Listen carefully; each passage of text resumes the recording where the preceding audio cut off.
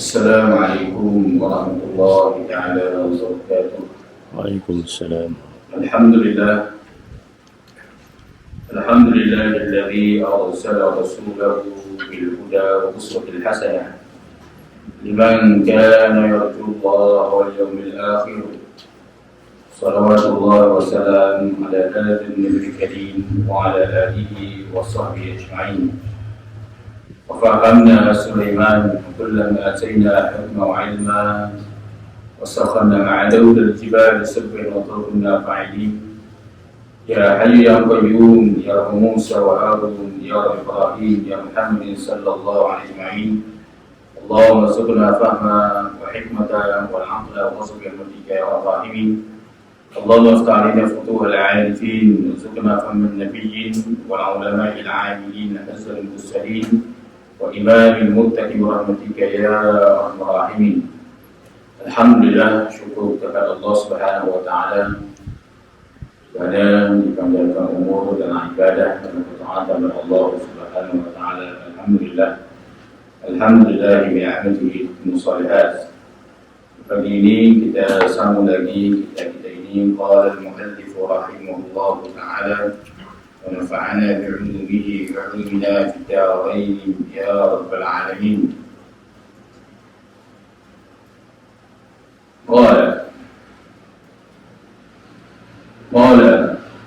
قال المعاذ قلت يا رسول الله أنت رسول الله وأنا المعاذ فكيف النجاة لي والخلاص؟ قال يقتدني وإن كان في عمل نقص يا معاذ حفظ على لسانك من وقيعة في إخوانك في حمل القرآن واحمل ذنوبك عليك ولا تحملها عليهم ولا تزكي نفسك وتذمهم ولا ترفع نفسك عليهم ولا تدخل عمل الدنيا في العمل الآخرة ولا ترائي بعملك ولا تتكبر في مجلس بوضعهم لكي يحذر الناس من سوء خلقك ولا تناجي رجلا وعندك آخره ولا تتعظم على الناس فقطع عنك خير الدنيا والآخرة ولا تمزق الناس وتمزقك كلاب النار يوم القيامة في النار. قال الله عز وجل والناشطات نشطا هل تدري من هن يا معاذ؟ قلت ما هي بأبي أنت وأمي يا رسول الله؟ قال كلاب في النار تنشط لحما وعظما نشطا. Artinya kata Muaz, maka sembahku ya Rasulullah, dan aku Muaz betapa lepas bagiku dan betapa suci bagiku yang demikian itu. Maka sabda Nabi SAW, ikut olehmu akan daku, dan jika ada engkau amalmu itu kurang sekalipun ya Muaz, peliharalah olehmu akan lidahmu daripada menjatuh akan kejahatan saudaramu yang muslim dan yang menanggung Al-Quran, yakni yang amarkan akan hukum yakni dalam Quran, dan tanggungkanlah orang akan dosamu atas dirimu, dan jangan engkau tanggung akan dia atasmu, dan jangan engkau sucikan akan dirimu daripada mencela mereka itu, dan jangan engkau angkat dirimu atas mereka itu dengan engkau rendahkan akan mereka itu, dan jangan engkau masukkan amal dunia dalam akhirat, dan jangan engkau kosakan akan amal akhirat kerana dunia, dan jangan engkau lihatkan amalmu, dan jangan engkau membesarkan akan dirimu dalam majlis kerana supaya takut manusia akan kejahatan perangaimu, dan jangan engkau berbisi-bisi akan seseorang padahal adamu orang yang lain daripadamu, dan jangan engkau tinggikan akan dirimu, dan jangan engkau besarkan akan dirimu atas manusia, dan jangan engkau cari-carikan kemaluan manusia, yakni jangan engkau umpat akan manusia, dan jangan kau naikkan akan dia, dan maka mencari akan dia itu anjing jalan api neraka pada hari kiamat. Firman Allah Subhanahu wa taala, "Wan nasyitati nashta." Adakah engkau tahu ya Muaz siapa itu? Maka kata aku, demi bapakku, demi bapak engkau dan ibuku ya Rasulullah. Maka sabda Nabi sallallahu, bila anjing dalam api neraka menggigit akan daging dan tulang beberapa dan gigitan. Jadi dalam hadis Nabi sallallahu alaihi wasallam ini menceritakan bahawasanya setelah Rasulullah SAW menceritakan bagaimana amal manusia itu di langit pertama yang telah kita itu baca dah sebelum ini, bagaimana langit pertama, langit kedua, ketiga sampai ketujuh amal manusia sampai di tahap diperiksa begitu. Baiklah, saya ingat itu arwah tuan guru itu Ustaz Awajidin dulu, Ustaz Awajidin. Dia kata itu apatah lagi orang yang tidak itu memahami ilmu agama. Maknanya orang manusia yang sudah memahami ilmu agama pun maknanya boleh melihat bagaimana tahap itu, boleh tahu, mana itu tahu langit pertama, langit kedua ada malaikat yang menjaganya. Apatah lagi orang yang itu tidak mengetahui hukum atau buka ilmu agama Allah SWT, lebih parah lagi hidup seperti binatang, maksudnya tidak langsung tidak mengetahui ilmu agama Allah SWT. Itulah sahabat ini menyatakan mudah-mudahan Allah SWT memberi petunjuk pada dia dan rahmat Allah yang sangat luar itu kepada mereka supaya mereka itu sedar. Jadi sebab itulah manusia yang mengerjakan ibadat pun sahabat hatu. Itu berkaitan dengan hadis dari Muaz bin Jabal.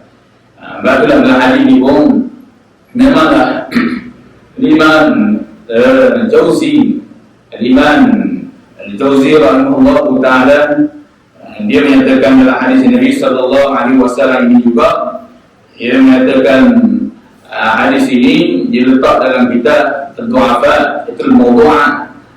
Tapi hadis ini ada persisihan di kalangan para ulama juga.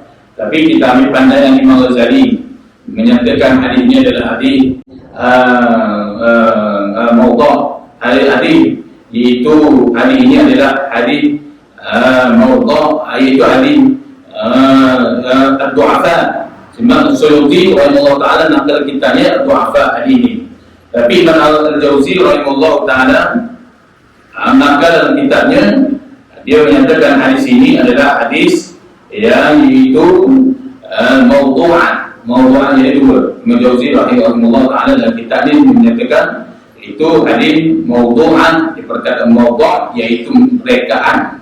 Tetapi Imam Suyuti rahimahullah ta'ala nakal hadis itu, dia menyatakan hadis itu adalah hadis yaitu mawdu', yaitu hadis itu bukan hadis mawdu', tetapi hadis itu adalah ad-du'afa, hadis itu lemah maksudnya. Sebab apa dikatakan hadis yang lemah? Kerana dalam hadis itu ada hadis yang sahih, seperti mana Rasulullah cerita kepada Muaz yang kita baca saat itu antara hadis yang sahih dicampur dengan hadis-hadis yang dhaif. Jadi Imam Imam Jauzi dia lebih cuma mengatakan itu hadis rekaan. Tapi bagi pandangan kita, hadis ini adalah hadis lemah. Beda hadis lemah, maka kita boleh beramal. Sebab apa? Imam As-Suyuti rahimahullah ta'ala, betullah golongan-golongan yang mengaku sebagai Salafi ataupun Wahabiyah, dia menolak bentuk-bentuk hadis ini. Bagi kita sebagai Ahlussunnah wal Jamaah, kita tidak tolak sebagai bentuk, sebab kita mengetahui hadis ini adalah hadis riwayat dan dikatakan Imam As-Suyuti. Siapa Imam As-Suyuti? Dalam Jarrah di Ibn Zubair, itu al-Imam murid kepada Imam As-Suyuti rahimahullah ta'ala, ataupun Imam As-Suyuti ini hebatlah kitab tafsir jalan lain itu yang kita biasa mengaji itu tafsir jalan lain. Itu karena Imam As-Suyuti. Imam As-Suyuti menyatakan hafiztu mi'ata alf hadis law wajadtu akthara min dhalika hafiztuha. Imam Suyuti menyatakan, aku hafal hadis sebanyak 2000 hadis. 2000 hadis yang mana kalaulah aku mendapati ada lagi hadis yang sampai pada aku, hafiztuha, nescaya aku akan hafal. Jadi 2000 hadis cukup hebatlah Imam Suyuti rahimahullah. Batulah pandangan Imam Suyuti tidak ditolak. Itu bagi kita berwaspada dengan para ulama. Apa ulama menguatkan hal itu, kalau ulama tidak biasa, mereka kadang-kadang memang terlepas pandang, kadang ada di murtad, ada yang direka dan sebagainya. Tapi tidak menjadi permasalahan. Cuma pada hadis yang lain menceritakan banyak bahwasanya amal manusia itu akan diangkat, dinilai oleh Allah Subhanahu wa taala. Itu sebab itulah Rasulullah SAW pesan kepada Muaz, seperti mana yang kita baca tadi, ialah bila Rasulullah Muaz bin Jabal menceritakan bagaimana hadis Nabi SAW ini, iaitu akan dinaik amal manusia ini. Dan pertama ada sifat riya, atau dia dengki dan sebagainya. Maka Muaz bertanya kepada Rasulullah, wahai Rasulullah, bagaimana itu? Kata Muaz, sungguh aku ya Rasulullah, engkau Rasulullah dan aku ni Muaz, betapa bagiku, yakni bagaimana aku nak lepas ni hal itu amal manusia diteliti ada sifat-sifat penyakit kedua ni, dan bagaimana itu aku iaitu nak sucikan ya bagiku yang demikian itu, aku nak bersih daripada sifat-sifat tersebut. Maka Rasulullah SAW bersabda, iqtadani, ikutlah akan aku, kata Rasulullah, mu ikut apa-apa sunnah Nabi SAW. Maka hadisnya dia dari sahih. Sebab Rasulullah SAW sebut hadis lain, iaitu waman asami, siapa yang anda padaku, maka dia akan duduk dengan aku.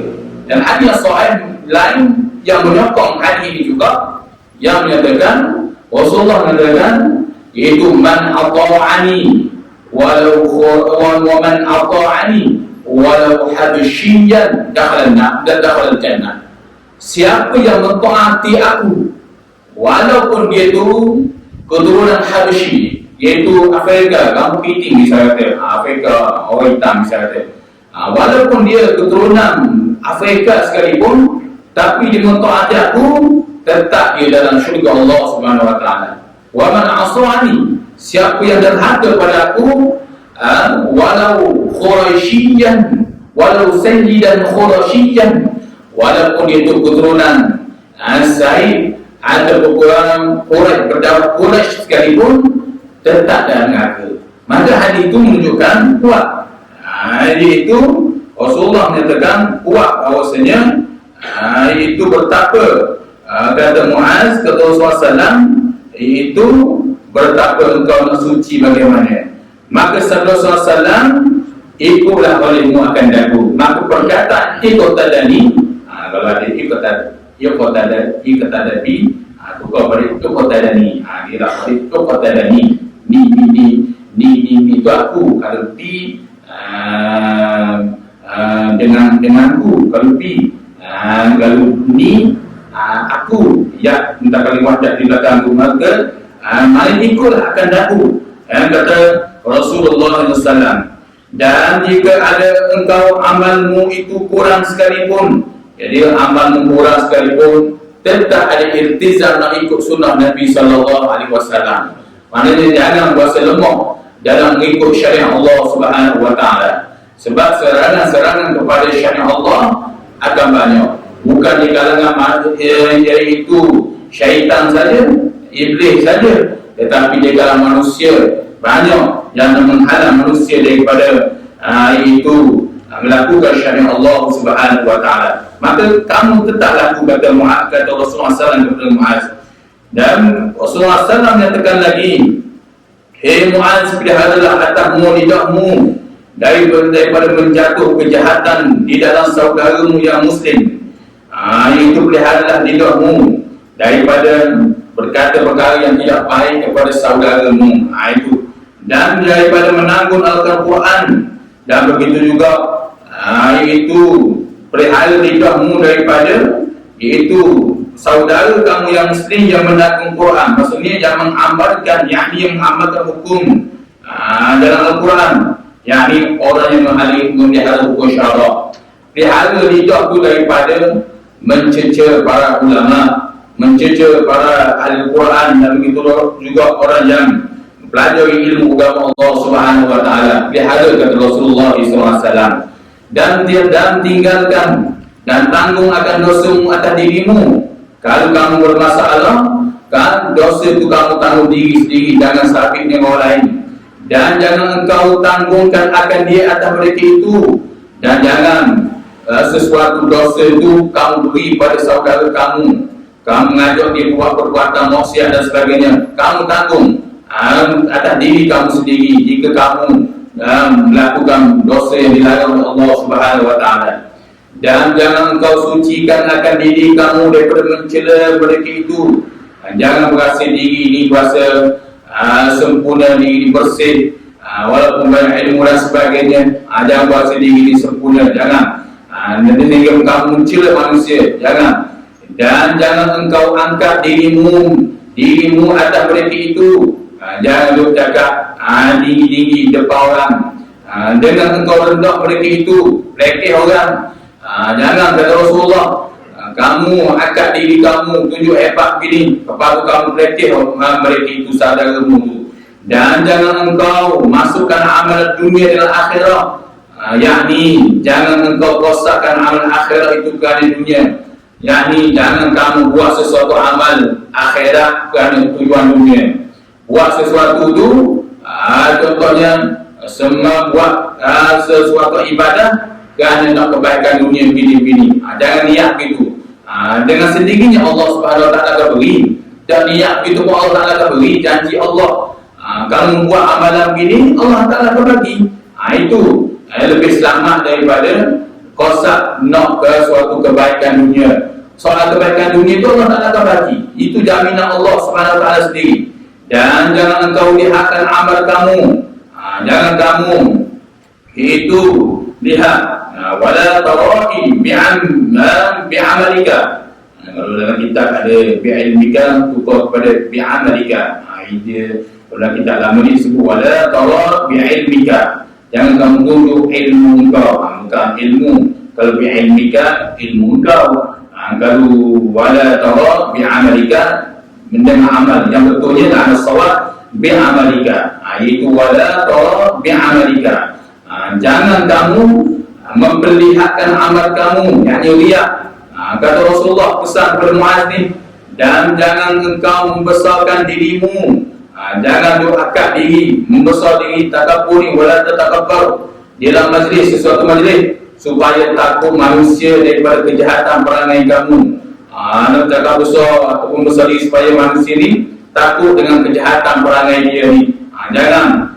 Dan jangan engkau berbisik-bisik akan seseorang padahal adakah ada padamu orang yang lain daripadamu. Jangan berbisik-bisik. Berbisik itu adalah perbuatan syaitan. Allah menyatakan dalam Al-Quran, wahai orang beriman, ya ayyuhalladzina amanu idza tanajaitum fala tatanajau bil itsmi wal 'udwani wa ma'siyatir rasul. Wahai orang beriman, jangan kamu berbisik sesuatu yang membuat perkara dosa dan itu perkara dosa wa maksiat Rasul, dan begitu juga membuat perkara maksiat derhaka Rasul. Tetapi walaupun jauh bil ismi bil birri wa taqwa, tapi berdisilah kamu perkara yang melakukan kebaikan dan tolong-menolong ni. Wattaqullah, takutlah kamu kepada Allah allazi ilaihi tuhsyarun, yang mana kamu suatu hari nanti kamu ada dikumpulkan. Tapi Allah nyatakan lagi, innaman najwa minasyaitan liyahzuna alladhina amanu wa laysa bidarrihim syai'an illa biidznillah. Dan sesungguhnya bisikan itu, innaman najwa minasyaitan, berbisik-bisik itu, tak boleh bisik. Bisik itu adalah suatu daripada syaitan. liyahzuna alladhina amanu. Liyahzuna tu supaya mereka orang beriman rasa sakit hati. Orang kita busy, betul lagi letak tangan pula, pegang tangan gitu pula. Tu sama lebih lagi kita tengok dia pula. Dia ada tepi tu, kita pun tengok dia misalnya tu. Kita tengok dia. Sudah tentulah bagi mereka dia kata dia ni ngopat bukan tadi. Tu satu tu dia berasa begitu. Kalau lagi pandangan pula dengan isyarat mata pula, maka sayang dia tidak. Tapi Allah menyatakan walaisa bidhar, ini bila kepada beriman dah solat yang lah, walaisa bidharrihim syai'an illa biidznillah. Tetapi walaisa tidak memberi mudarat pun kepada kamu, pada mereka itu orang beriman. Jangan bipanglah dia lah, nak bisik banyak mana pun biar dia lah. Wa 'ala Allahi falyatawakkalul mu'minun, dan bertawakallah kepada Allah lah orang mukmin yang bertawakal. Itu dari yang menunjukkan dilarang berbisik. Itu berbisik kalau bersih, kalau untuk menolong membuat satu perkara yang baik itu dibolehkan. Jadi sebab itu Rasulullah menyatakan tidak boleh kamu berbisik-bisik. Itu seperti mana Allah yaitu Rasulullah SAW pesan kepada Muaz bin Jabal. Qala musannif rahimahullahu ta'ala, dan jangan engkau tinggikan akan dirimu, dan jangan engkau besarkan akan dirimu, wala tata'azzam, ataupun boleh juga wala tata'azzam dibaca wala tata'azzam min dimatikan, ataupun wala tata'azzam boleh, ataupun dengan matikan min wala tata'azzam.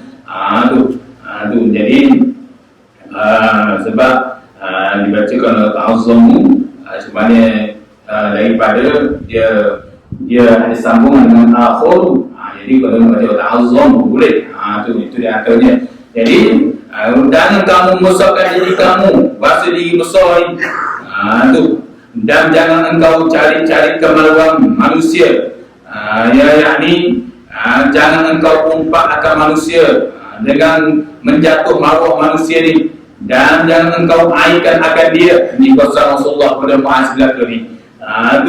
Jangan engkau aibkan akan dia manusia dan mencari akan dikau oleh anjing dalam neraka api, dan di dalam api neraka. Kerana Allah Subhanahu Wa Taala akan mencarikan anjing, seekor anjing yang berada dalam neraka tu.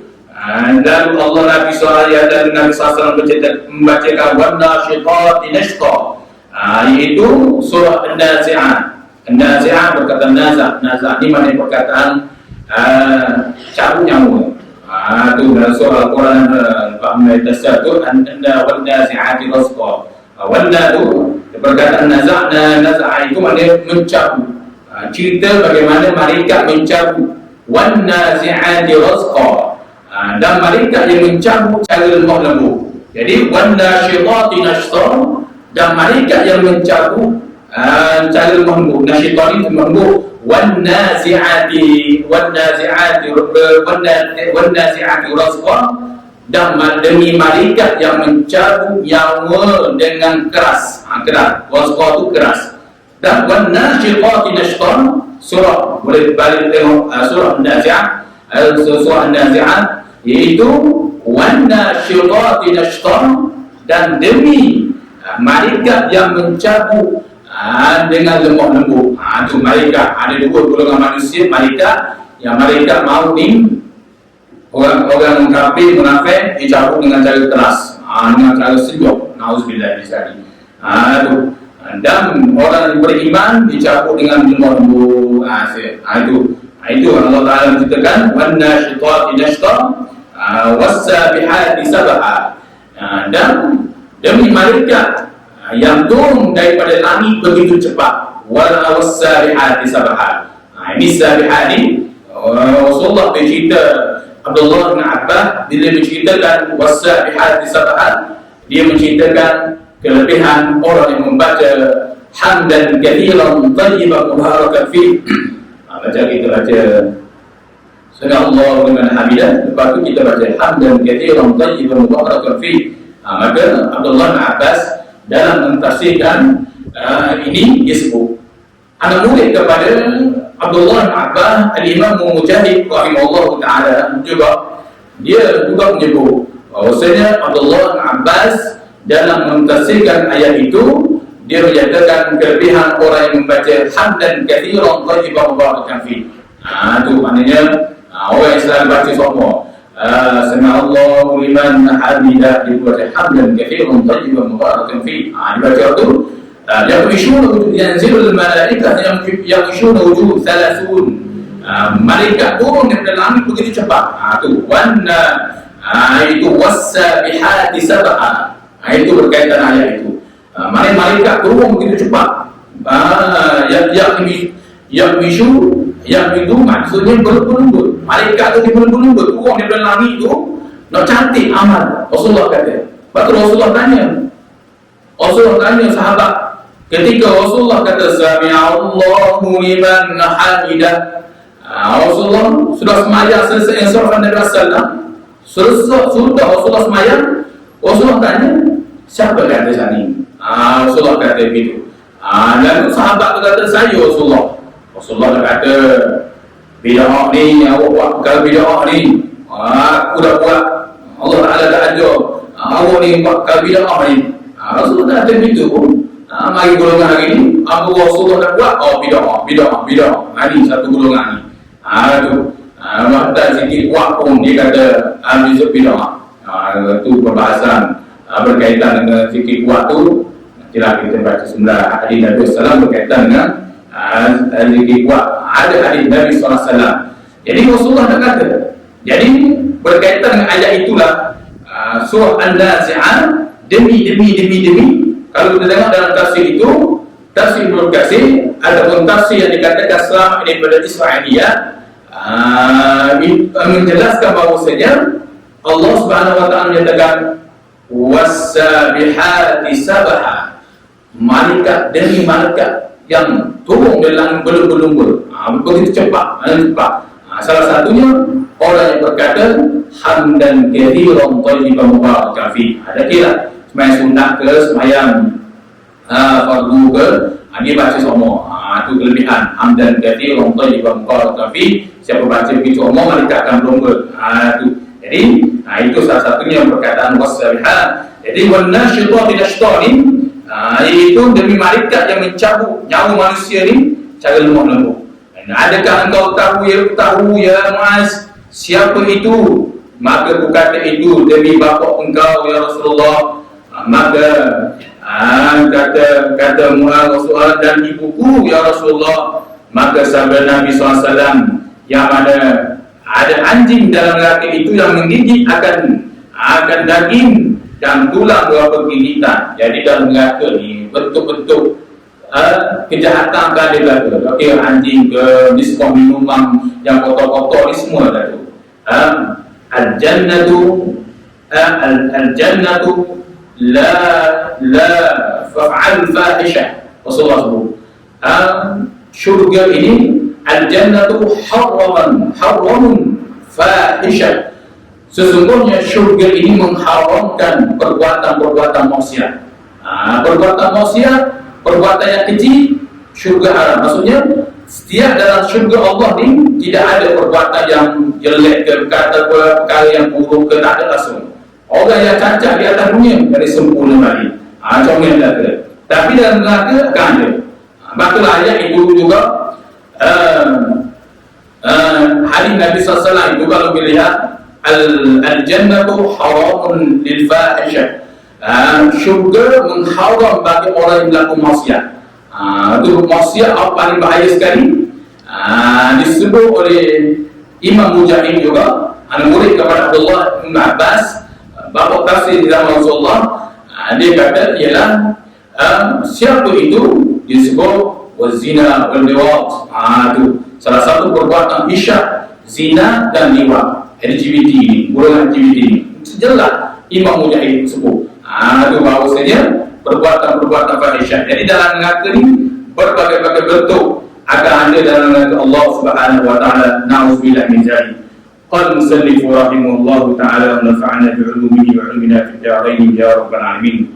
قلت يا أبي وأنت أمي يا رسول الله من يطيق هذه الخصال ومن ينجو منها؟ قال يا معاذ إنه ليسير على من يسره الله عليه. قال خالد بن معدان فما رأيت أحدا أكثر تلاوة القرآن العظيم من معاذ بهذا الحديث العظام. Itu hadis ini hadis dari Abdullah bin Mubarak. Yang mana kata Muaz, bila Rasulullah kata begitu, jangan kamu buat gini.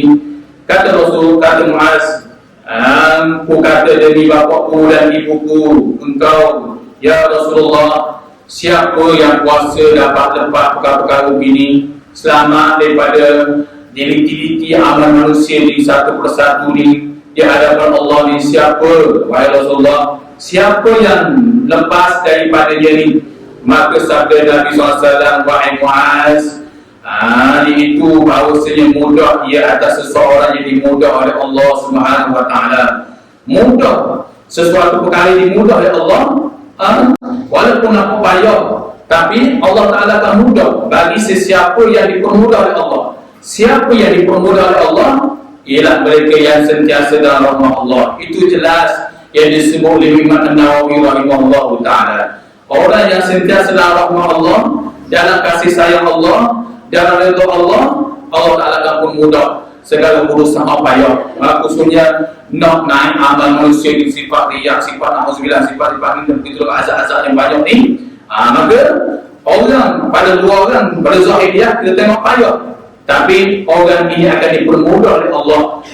Sesuatu urusan itu disebabkan dia buat perkara yang disuka oleh Allah Subhanahu Wa Taala.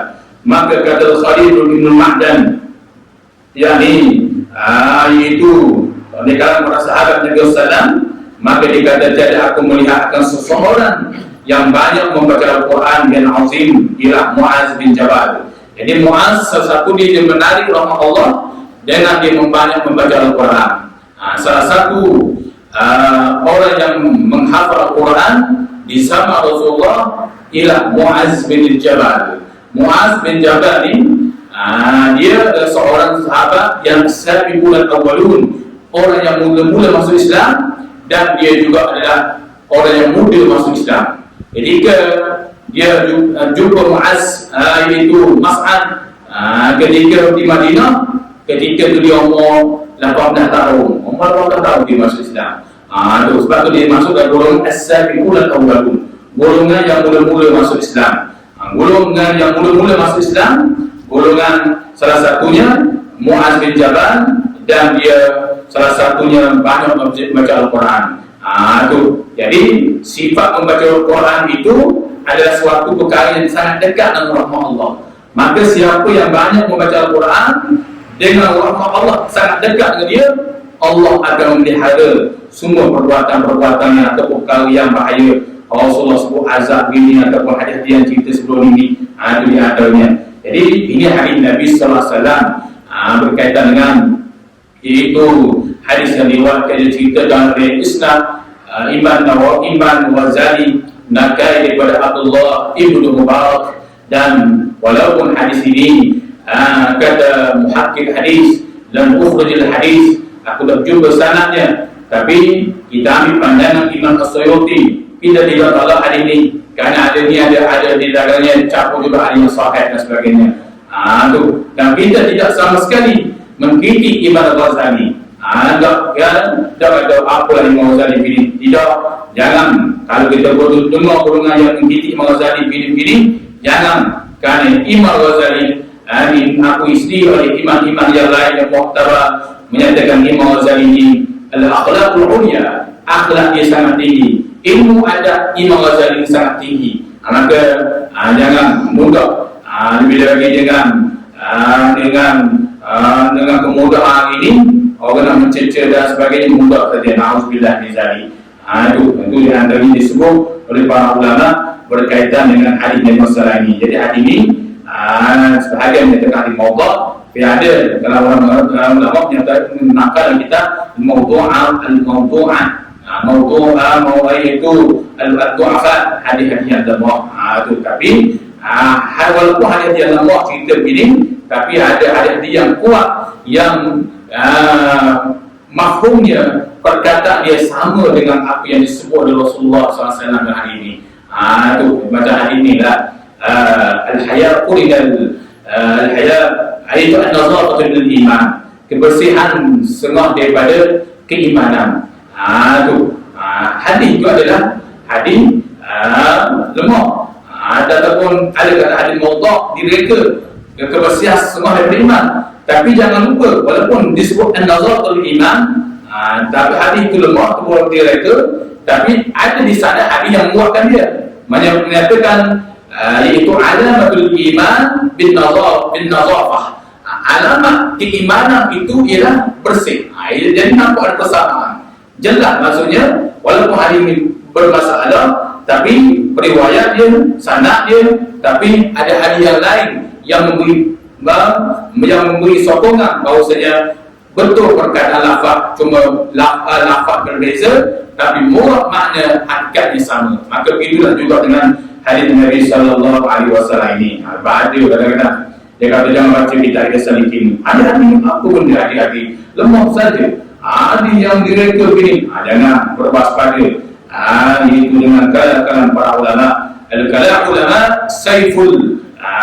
Para ulama seperti mana disebut Imam Syarazi, perkataan para ulama al-pedang, maksudnya sangat bisa. Jangan mempersendakan kata-kata para ulama, para ahli ulama tersebut, kerana perkataan mereka itu bisa boleh makan diri seseorang itu. Na'udzubillah min dzalik. Kata Imam Al-Ghazali rahimahullah ta'ala, fata'ammal ayyuhal gharibu fil ilmi wa 'arifil khisal. Kata Imam Al-Ghazali, kita duduk di sini, kata Imam Al-Ghazali. Jadi mudah-mudahan apa yang kita dengar pada pagi ini menjadi manfaat untuk semua. Kepada Allah SWT sentiasa menjadikan amal kita yang khalis, amal kita yang amal yang bersih daripada sifat-sifat yang tidak baik, dan selamat daripada sifat-sifat yang dipuji dan diletakkan sifat-sifat yang baik dalam sesuatu amal ibadah kita. Jadi sekali dulu, wallahu a'lam bishawab. Ya Rabbana lakal hamdu kama yanbaghi li jalali wajhika 'azimi sultanik. Allahumma shalli ala sayyidina Muhammad wa ala ali Muhammad. Allahumma zayyinna bi zinatil Qur'an, Allahumma zayyinna bi zinatil iman, waj'alna hudatan muhtadin. Rabbana atina fid dunya hasanah wa fil akhirati hasanah wa qina adzaban nar. Sallallahu alaihi wasallam wa ala alihi wa sahbihi wasallam. Walhamdulillahi rabbil alamin. Assalamualaikum warahmatullahi wabarakatuh.